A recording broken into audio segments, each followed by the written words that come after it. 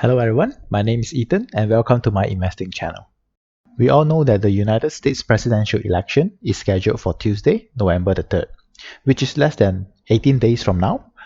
All of us who have invested in the US market are afraid that the outcome of November 3rd presidential election will have significant impact to the markets, and therefore are anxious and nervous, which result in an increase in market volatility. The anxiety only grows as the election days getting closer. Not to mention, there are many other things in play at the market which plays into the uncertainties such as the stimulus package, the negative signals by the Fed on housing market, the pandemic is getting worse, and vaccine is still months ahead before real production can start.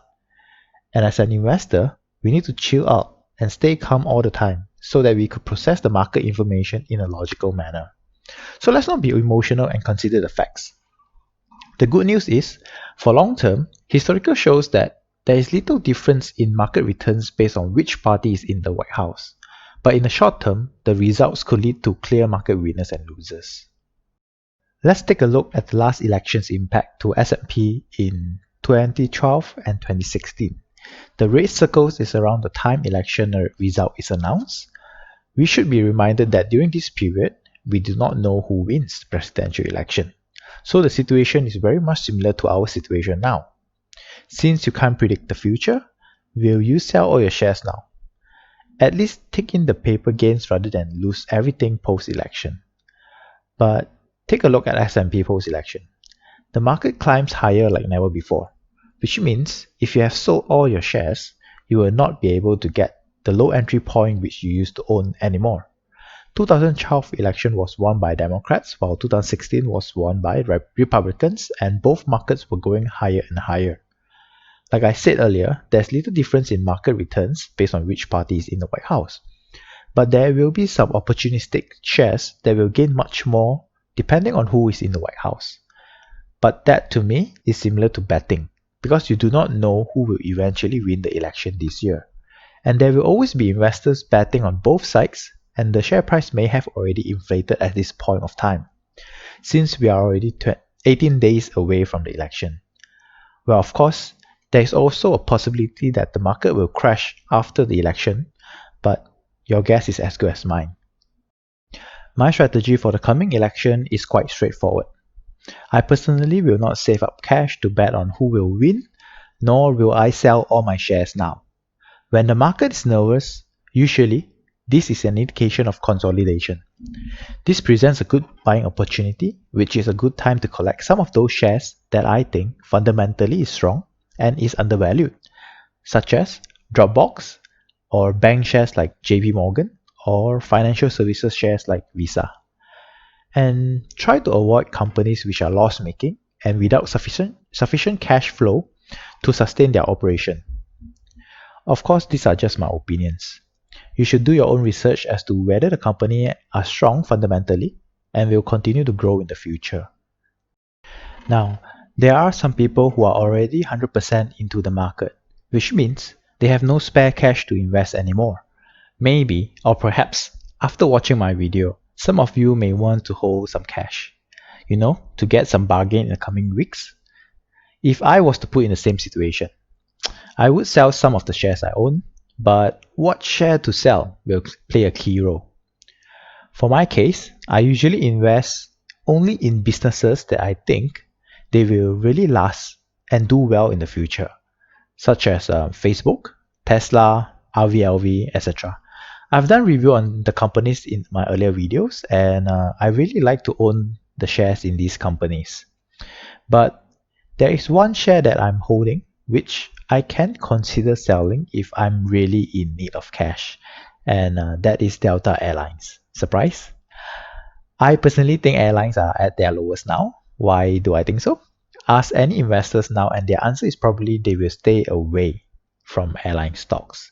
And that is when you know the stock is at their lowest. This I learned from Mr. Icahn, Carl Icahn, the American billionaire who famously quoted to only buy a company when nobody wants it. But there are many airline companies, and I'm not confident that picking Delta is the right choice. I do not have confidence that Delta may exist in 10 years, that's for sure. But I have my reasons, and if you would like to know, please comment down below and perhaps I can do a review on Delta and explain my reasons in that video. There are a number of shares I hold, which I won't be selling these shares despite the coming election risks. Let me explain, and hopefully this will give you a better clarity on my strategy. First is Facebook. In my first video, I said do not buy Facebook now due to uncertainties from presidential election as well as the vaccine development. Now that we are closer to the presidential election, it seems like Facebook share price is quite resilient. I have purchased some shares in Facebook at 266 as the quarter 2 earnings showed the resiliency and increasingly diversified ad business, which was up by 10% year-on-year despite the pandemic-induced drastic cut in ad spend by companies all around the world. I have also come across an article which mentioned that Facebook's foray into India through $5.7 billion investment into Jio Platforms in April 2020 has been underestimated due to the coming election. I agree with the article and believe that Facebook share price will climb after the election as investors will soon notice the benefit of the investment into India. Currently, Facebook is trading at a forward PE of 34 times, which is relatively cheap compared to other tech stocks. Given that they are one of the top companies for ad business, the company should be able to attract higher PE moving forward. And next is RVLV. If you have watched my previous video, I have went in at $17.75 per share and it went up slightly. I strongly believe the company's proprietary technology, influencer network, brand building events, and high own brand exposure as the competitive advantage of this company. Currently, RVLV is trading at a forward PE of 36 times, similar to Facebook. I reckon it is still a good price to enter. 9 out of 15 Wall Street firms covering RVLV have a buy rating, and the rest is neutral. RVLV is slightly different from Facebook in the sense that RVLV is a small company and they are not the market leader. So if you look at their quarterly revenue, they are generating about 160 mil per quarter in 2012, but the revenue fell to 146 and 142.8 for quarter 1 and 2 respectively. Evidently, the company is still able to attract buyers despite the pandemic. And in my previous video, I have also mentioned that the company managed to generate positive growth in sales year-on-year in the month of June. So if the next quarter announcement, there is also year-on-year growth and the revenue climbs higher than $160 million, I will feel very comfortable holding the shares. I may even consider buying more if the share price goes down. In summary, since I'm a long-term investor myself, and I've done my homework thoroughly, I'm confident in my choice. I wouldn't get swayed by just because other stocks jump 30% in one day or two and that I feel bad for missing out. I'm never lucky when it comes to short-term trading anyways. Based on my personal experience, holding long-term in a quality company can produce overall far better result than trading on luck.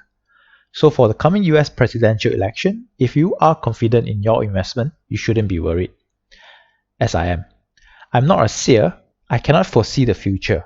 But if the market crashes post-election, best thing to have is cash to buy the companies which are oversold. If you have no cash, maybe consider selling off some of the shares which are susceptible to volatility, as you do not have the time to wait for it to recover. This concludes my video and I hope you enjoy the content.